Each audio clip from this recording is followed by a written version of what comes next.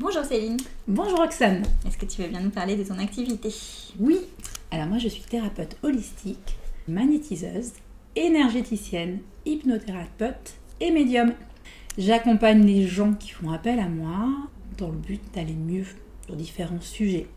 Je fais l'hypnose magnétique, c'est-à-dire que je mélange le magnétisme avec l'hypnose. Donc c'est pas une hypnose traditionnelle érectionienne. Je fais un peu du sur-mesure à chaque personne que je reçois en cabinet. Et toi Roxane, tu fais quoi dans la vie? Alors je suis aussi thérapeute énergétique et médium, comme toi aussi, sur la région bordelaise. Et ta médiumnité, ça se passe comment à travers tes soins? En fait, la médiumnité s'est invitée petit à petit, je ne sais pas si c'est pareil pour toi. Les soins, c'était d'abord et avant tout du magnétisme, beaucoup d'écoute empathique. Et la médiumnité, les petites choses se sont invitées au fur et à mesure que ma médiumnité s'est ouverte, en fait. Que moi, elle s'est ouverte sur le tard. Et donc, j'ai commencé par les soins et la médiumnité est venue compléter ça. Et de ton côté? Tout pareil, j'ai commencé par le magnétisme, l'énergétique est un prolongement du magnétisme. Et j'ai toujours eu beaucoup d'empathie par rapport aux autres. Je ressentais souvent à travers mon corps ce que les gens ressentaient, voire étaient bloqués en eux, même ils ne ressentaient pas forcément.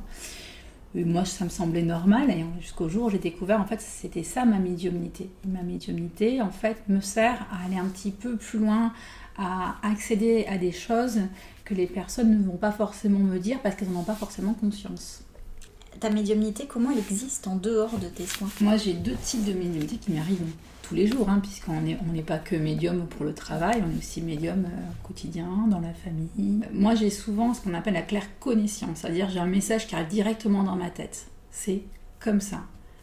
Telle personne, elle a vécu telle chose. Boum, pourquoi, comment, je ne sais pas, mais en tout cas, à chaque fois, ça tombe pile poil. Alors, quand c'est dans la vie perso, ça peut arriver n'importe quand. Alors bien sûr, je ne vais pas forcément faire la thérapeute dans la vie perso, c'est pas le but justement. L'idée, c'est vraiment de se maîtriser et dire ok, je sais ça de la personne, mais je vais attendre qu'elle m'en parle si elle m'en parle, sinon je le garde pour moi. Et c'est là où c'est un peu compliqué, quand on voit les blocages qu'ont les gens, quand on voit même le potentiel qu'on a en face de nous, et qu'on dit on n'a rien à dire parce que la personne, elle n'est pas prête à accueillir ça. À moi de travailler ce petit frein. C'est une posture qui n'est pas évidente. La deuxième, tout simplement, c'est que je la ressens à travers mon corps. Je vais donner un exemple en soins. Je reçois un monsieur que je ne connaissais absolument pas. J'ai ressenti une boule dans la poitrine, mais j'avais la poitrine en feu. L'organe du poumon, en médecine chinoise, c'est la tristesse. Donc je me suis pris la tristesse en pleine poire. Et à l'époque, je n'avais pas du tout conscience que j'avais ces capacités médiumniques. C'était assez violent. Deuxième fois, je refais un deuxième soin. Pareil, j'avais très très mal au niveau de la poitrine. Bon, j'ai rapidement quand même réalisé que ça ne m'appartenait pas, donc il fallait que je le nettoie. Mais ça arrive aussi par le corps. Du coup, moi je sais que telle zone va correspondre à telle émotion bloquée, et je vais travailler un peu plus. En l'occurrence, ce monsieur, il avait juste besoin de beaucoup d'amour. Il était très très triste, il avait besoin de beaucoup d'amour. C'est ce que j'ai envoyé du coup en soins. En termes d'intention. Exactement, ouais. Je comprends. J'ai aussi ça, moi, le côté miroir en soins.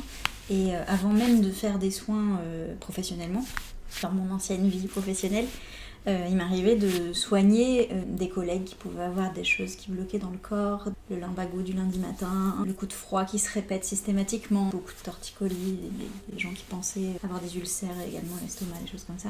Je posais mes mains et incapable de dire ce que je faisais, j'appelais même pas ça du magnétisme parce que j'avais pas cette connaissance de moi. Et en fait, je me suis longtemps récupéré les douleurs des gens, c'est-à-dire que je les avais en miroir pendant le soin, donc je savais exactement où positionner mes mains pour aller appliquer une chaleur, ou parfois c'était juste beaucoup de douceur, beaucoup de tendresse. Il m'est arrivé à plusieurs reprises en fait de me réveiller le lendemain bloqué avec le lumbago complètement verrouillé, le torticolis comme la collègue de la veille. Pendant longtemps, j'ai coupé en fait ces capacités-là parce que dans mon corps, ça venait me chercher et je savais pas faire la part des choses entre ce qui m'appartenait et ce qui ne m'appartenait pas. Et du coup, comment ça t'est arrivé cette médiumnité? Comment tu as pu t'en rendre compte? C'est une très longue histoire et à la fois c'est une histoire très courte dans le temps. J'ai eu pas mal de synchronicité, comme beaucoup de gens, d'appels de ma médiumnité, de signalements, de gros drapeaux. Et puis en fait, non, j'étais pas d'accord. Donc je l'ai enfermé et j'ai mis un couvercle dessus. Culturellement, dans ma famille, etc., c'était pas ok en fait. Cette médiumnité, c'était même associé à des termes assez violents de charlatanisme, de menteur, de bonimenteur, de tout ça. Donc des choses très très connotées. Et donc j'avais pas du tout envie d'être médium, quoi. J'avais pas du tout envie d'aller dans ce domaine-là. J'étais pas du tout quelqu'un de spirituel. Ça m'a pété à la figure en fait. Donc, c'est-à-dire, c'est passé comment? Ça a été des moments pas faciles avec la médiumnité par les défunts, le contact avec les défunts, ce qui est pas forcément ce que je souhaitais si j'avais dû souhaiter quelque chose en médiumnité. mais ça a été des contacts, des défunts qui ont pris contact avec moi en fait, qui se sont adressés à moi, ou des moments où je me retrouvais entre guillemets au mauvais endroit, au mauvais moment. Et en fait, c'était plutôt le bon endroit, le bon moment, mais ça, on l'apprend plus tard. Et qui venait me chercher, je pense que j'avais comme une petite lumière sur la tête. C'est par là. C'était ici. À partir du moment où j'ai accepté de rentrer dans cette discussion-là, de dire ok, vous voulez me parler, ok, je vais vous écouter et je vais répondre. J'ai eu que des messages de tendresse et d'amour pour des vivants qui ne pouvaient pas passer tout seul. Ça a été une vraie libération dans ma vie de tous les jours, mais ça a été une vraie libération aussi émotionnelle, et puis un vrai cadeau de me dire ok, maintenant je sais, ça s'arrête pas. Je sais pas si tu l'as eu ça toi. Est-ce que tu as eu le sentiment de toujours savoir Alors oui, moi tout ça me parlait, c'était évident. J'ai pas une grande découverte, c'est juste que moi, je suis pas comme toi à parler aux défunts. Enfin, j'ai mes propres défunts avec qui je communique, mais moi, par contre, j'ai pas la petite flèche qui dise « Hey, c'est par là !» J'ai déjà fait des passages d'âme, mais c'est pas quelque chose de récurrent comme chez toi. T'as vu comme on dit bien sûr maintenant. Exactement. C'est fou, hein. J'avais une question pour toi. Oui. Qu'est-ce qui a fait, à partir du moment où tu étais coincée, tu ne voulais pas entendre parler de médiumnité, jusqu'au moment où, tiens, je vais parler aux amérantes, en fait. C'est quoi? Qu'est-ce qu'il y avait? J'ai été parasitée, en fait. Donc, j'ai eu des amérantes sur moi. J'ai senti que j'allais pas bien du tout. Et j'avais l'impression que je perdais toute énergie vitale, que je perdais toute envie de vivre, même. Et ça me ressemblait pas du tout. Donc, heureusement, à ce moment-là de ma vie, je me connaissais déjà un petit peu et je savais que ça pouvait pas être que moi. Que peut-être il y avait une résonance chez moi, mais qu'en tout cas, c'était pas ni mon vocabulaire, ni mes images mentales. J'avais beaucoup de grilles, et j'ai eu tu sais, comme des flashs, comme des souvenirs, mais de choses terrifiantes, et que je pensais à ce moment-là où je commençais à comprendre que peut-être il y avait eu des choses du karmique, où je commençais à m'ouvrir à ça. Je me dis, c'est du karmique. Mais en fait, c'était pas à moi, c'était pas mes souvenirs, c'était pas mon histoire. Et il a fallu accepter que j'étais pas un vaisseau et un support pour qui que ce soit, et que donc du coup, ma façon d'aider, c'était pas d'offrir mon énergie, mon corps, mes corps, et que je pouvais aider, mais peut-être juste en montrant le chemin que je ne connaissais pas. Déjà, moi, ce qui est très important, moi, je trouve, c'est de te connaître. Parce que si tu n'avais pas appris à te connaître vraiment, tu aurais pu croire que ces amérantes, en fait, c'était toi. Ces flashs que tu voyais, alors, ces images. J'ai eu l'aide d'une thérapeute extérieure. Et heureusement, elle avait des connaissances dans le domaine. Et c'est elle qui m'a dit alors là, il y a peut-être quelque chose qui ne vous appartient pas. Et puis pouvoir leur montrer le chemin, leur expliquer que leur place n'est pas ici, et en tout cas pas sur moi.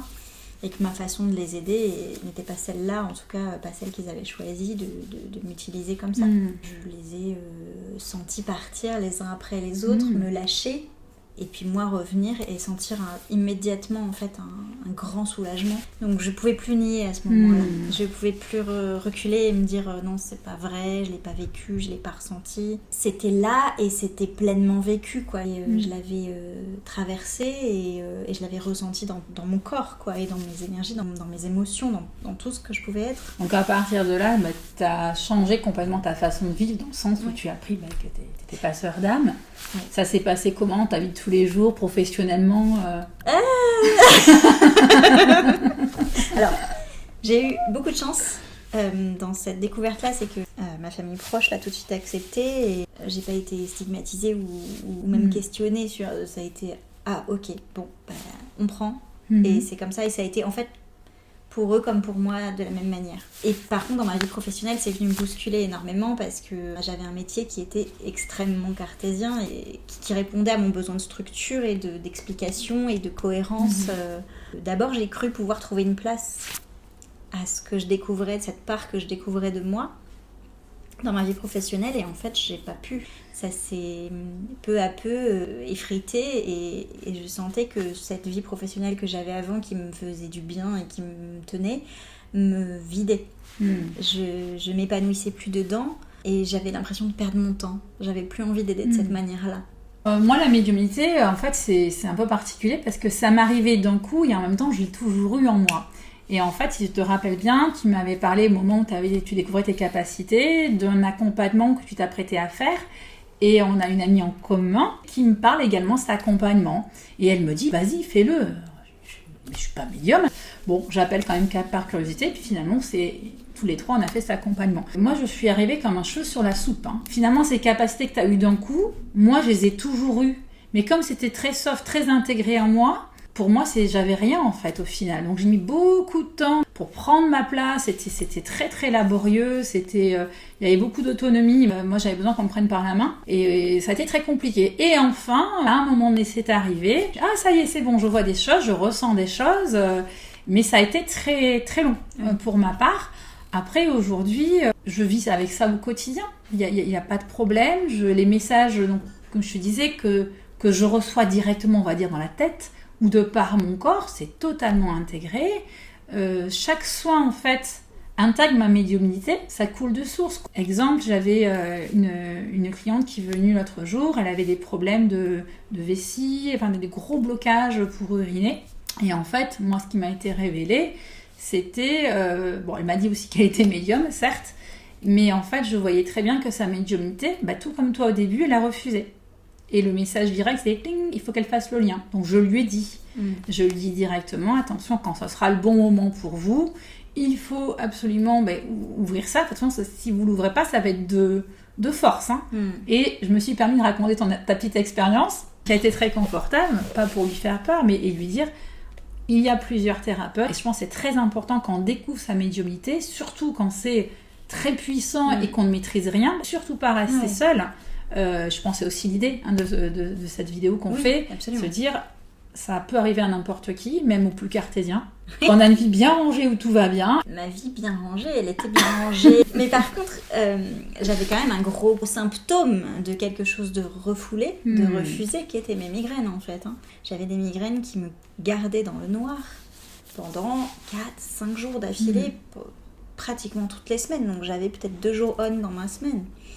Ce qui me permettait pas de faire des projets. Mais tu crois que je me serais questionnée là-dessus ? Pourtant j'ai suivi des thérapies, etc. Mais à aucun moment je me suis dit peut-être que j'ai des capacités et que je veux pas les voir. Enfin vraiment je ne voulais pas les voir. Ça a été une tuile pour moi d'apprendre que j'étais médium. Je me souviens bien. Ça a été une catastrophe émotionnelle de plein de choses. Pourtant j'avais l'impression que j'avais quand même beaucoup cheminé, et j'avais beaucoup cheminé, c'est un fait. Mais cette part-là, elle est tellement énorme, et c'est vraiment un truc qui a retourné mon quotidien, ma vie de famille, ma vie professionnelle, enfin vraiment ça a tout balayé, et il y a eu un avant, un après, quoi, très clairement, quoi. Il y a des signes. Quel est ton handicap secret, en fait ? Et pourquoi tu continues d'avancer avec ça ? Qu'est-ce que tu traînes ? Qu'est-ce que tu caches ? Qu'est-ce que tu veux pas regarder ? Je suis arrivée à un point en termes de migraine où la neurologue m'a dit, moi je n'ai plus de solution pour vous. Ça t'a obligé à regarder l'évidence, quoi. Ça s'est imposé, quoi. Le timing est important, la temporalité. J'avais beaucoup ce mot-là à la bouche, même dans mes accompagnements avant d'être dans ça. J'accompagnais les gens dans leur stratégie d'entreprise, notamment les auto-entrepreneurs, et je disais, il y a une question de temporalité, j'avais toujours conscience de ça. Il y a un moment où les mots que vous avez entendus toute votre vie vont résonner. Et je me disais juste, c'est pas le moment pour moi, donc c'est ok. C'est ok. Et puis ça a duré 24 ans. Les migraines, de mes 16 ans à mes 40 ans quasiment. Je sais pas si c'est moi ou si vraiment on m'a dit bon allez stop là. En sachant que j'avais aussi essayé toutes les médecines alternatives, pas jusqu'à des choses spirituelles. J'avais fait de la sophro, du yoga, hypnose, auto-hypnose. Et finalement on m'a appris à vivre avec la douleur, mais pas à en sortir. Eh bien non, puisqu'en fait c'était un message. Mais bien sûr. Et tant que t'entends pas, et tant que tu veux pas entendre. C'est ça. ça crie plus fort, le corps va crier plus fort. Et finalement, j'ai eu de la chance que ce soit que ça. Donc en fait, si on veut résumer pour la médiumnité, en fait, ça peut arriver comme ça, mais il y a quand même une base. Et puis quand on veut pas l'entendre, c'est plus fort, plus fort, plus fort. Et quand on fait toutes les thérapies du monde, médicaments, non médicamenteuses, on peut se poser la question... Après, tu as aussi... je sais qu'on pense un peu pareil sur ça, parce qu'on rencontre aussi le même genre de personnes, mais les médiums en débutants, entre guillemets, qui découvrent à peine leur médiumnité, ils ont tous ce mot « j'ai toujours été très empathique ». L'empathie, l'hypersensibilité, moi c'est de base. Être capable de deviner l'émotion de quelqu'un d'autre, de la ressentir dans son corps, c'est pas que de l'empathie. C'est pas juste de l'hypersensibilité sensorielle qui va au-delà de ça. Surtout on le voit quand c'est même qu'on ne connaît absolument pas, qu'on rencontre, voilà, en soirée, en journée, poum, et là on se dit, il y a des gens, pour moi, je sais pas si tu le vis comme ça, pour moi c'est des portes ouvertes. Je lis en eux, mais alors total, parce qu'on est sur les mêmes vibrations aussi, mais il y a des gens qui disent, ok, lui il a vécu ça, enfin, du moins dans les émotions, je serais incapable de dire il a vécu ça enfant, machin. Ça peut arriver, ça peut arriver, mais surtout émotionnellement, lui il a vécu, mettons, telle tristesse, il a été abandonné, il a un sentiment, il a une émotion d'abandon, et donc il est triste. Et là, il y a plein qui ne m'a pas adressé la parole. Alors moi, je ferme beaucoup, en fait, ça. Alors moi, j'ai appris de plus en plus à fermer parce que c'est trop dur à vivre. J'aimerais pas qu'on le fasse sur moi, tu vois, j'aimerais pas qu'on lise mes... Alors, même si c'est involontaire, tu vois. Alors là, ce que j'allais dire, c'est très intelligent ce que tu relèves. On a beau sentir, on le fait pas exprès, on dit pas aux gens, et au fait, je ressens ça chez toi. Moi, personnellement, ça me rendrait malade que quelqu'un que je ne connais pas me dise... Oui, alors j'ai senti, tu as telle émotion, telle manière. Moi, je trouve ça très délicat. En fait, alors, moi, personnellement, les messages que j'ai reçus dans ce sens sont toujours faits avec beaucoup d'amour. Je pense que c'est quand même très délicat de s'autoriser, parce qu'on s'autorise ou on ne s'autorise pas, à aller lire les émotions de quelqu'un qui ne l'a pas demandé. Tout à fait. C'est pas très confortable, même si c'est « tu feras attention ». Ça aussi, on n'a pas donné de conseils de quoi que ce soit, tout à fait. Voilà. Non, moi, ça, mais alors c'est pareil aussi. Il y a des gens qui s'amusent. Ah oui, alors tu ressens quoi chez moi? Alors, Satana déteste comme ça. Rien, je ne ressens rien. J'en ai déjà eu au tout début, tu vois, avant de savoir que j'étais médium, et je disais juste, je ressens des choses, hypersensibilité, empathie. Ah bon? Et tu ressens quoi? Et on était dans un petit groupe, et naïvement, j'ai dit ce que je ressentais. Sauf que la personne en face de moi, elle explose en larmes. Et j'ai dit, plus jamais je le fais maintenant. Maintenant, quand on me demande, j'avertis les gens que je ressens vraiment, et quand j'en parle, c'est en face à face, c'est pas avec 2-3 personnes en plus. Ouais, c'est ça, c'est très délicat. C'est pas un show, la médiumnité. Non. C'est quelque chose qu'on vit, quoi, vraiment, au-delà d'en faire un métier ou pas. D'ailleurs, il y en a plein qui n'en font pas une vie professionnelle. Et c'est pas toujours facile, c'est pas toujours simple. Il y a des choses qui sont magnifiques, il y a des choses qui sont vraiment de l'ordre du cadeau et où on reçoit. Puis il y a des choses qui nous emmènent très très loin dans les profondeurs de notre âme. Et je trouve que c'est pas bien d'en jouer, c'est pas... alors c'est pas bien, c'est vite dit, tu vois. Oui, chacun fait ce qu'il veut, mais moi j'aime pas non plus. C'est pas ce que j'ai envie d'incarner. En fait, on n'est pas sur quelque chose de l'ordre de... Comme on peut voir, je pensais aussi à l'hypnose dans ce cas-là. L'hypnose spectacle, exactement. Je pense voilà, l'hypnose spectacle. Il y a vraiment ce truc-là d'en faire un divertissement.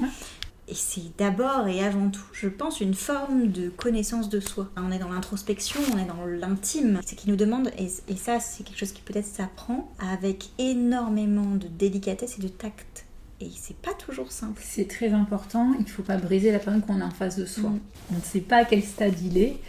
Ce qu'il a vécu, oui, on ressent des choses, mais on ne connaît pas toute sa vie. Et heureusement, attention à ne pas brusquer la personne. Je rebondis là-dessus parce qu'il y a je voudrais te parler du système de croyance. On a parfois des gens en face de nous qui nous arrivent par hasard, entre guillemets. Et en fait, parfois, révéler la médiumnité, le passage d'âme, le fait que tu communiques avec les défunts, ça peut complètement les brusquer dans leur système de croyance, la culture familiale, etc. Est-ce que tu as déjà été confrontée à ce moment en fait un peu délicat où ta médiumnité vient percuter quelqu'un?